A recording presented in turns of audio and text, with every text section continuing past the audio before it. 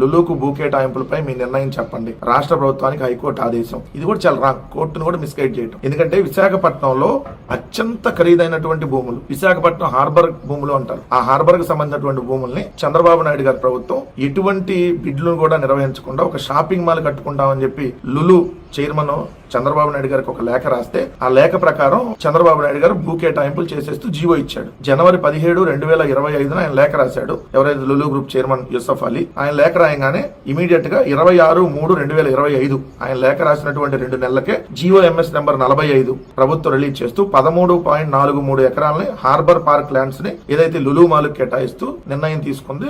ఆ నిర్ణయం ఏం తీసుకుంది? 99 ఏళ్ల పాటు లీజు. మళ్ళీ సంవత్సరానికి కేవలం 50 లక్షల రూపాయలు మాత్రమే ఎకరానికి లీజు. అంటే ఆ 13.5 ఎకరాలకు సంవత్సరానికి ప్రభుత్వానికి వచ్చేది కేవలం 6 కోట్లు. నార్మల్ గా 150 కోట్ల విలువైన ల్యాండ్ ని కేవలం 50 లక్షల లీజు కంట. అది కూడా 99 ఏళ్ల పాటు. మళ్ళీ 3 సంవత్సరాల పాటు రూపాయి కూడా ఇప్పుడు ఏదో సంవత్సరానికి ఇప్పుడు 6 కోట్లు వస్తుందో ఏదో 13.5 ఎకరాలకి అది కూడా 3 సంవత్సరాల పాటు లేకుండా ఇచ్చింది. ఎంత దారుణం! ఏమొస్తుంది లులు వస్తే? సిటీ లోపల అంత విలువైనటువంటి భూముల్ని ఇంత తక్కువ రేటుకి కేటాయిస్తూ దీనివల్ల షాపింగ్ మాల్ వస్తే ఆ షాపింగ్ మాల్ లో 4 థియేటర్లు, 4 రెస్టారెంట్లు, ఇదిగో మనం వేసుకున్న బట్టలు లాంటి ఒక బట్టల షాపులు వస్తాయి. దీనివల్ల ఆంధ్రప్రదేశ్ రాష్ట్ర ప్రజలకు ఏమొస్తుంది? రాష్ట్ర ప్రభుత్వం అంత 100,000 కోట్ల రూపాయలు వాళ్ళకి బెనిఫిట్ చేయాల్సినటువంటి అవసరం ఏంది? మళ్ళీ దీన్ని పెద్దగా లులు వచ్చేసిందని ఏదో చెప్పుకోవడం.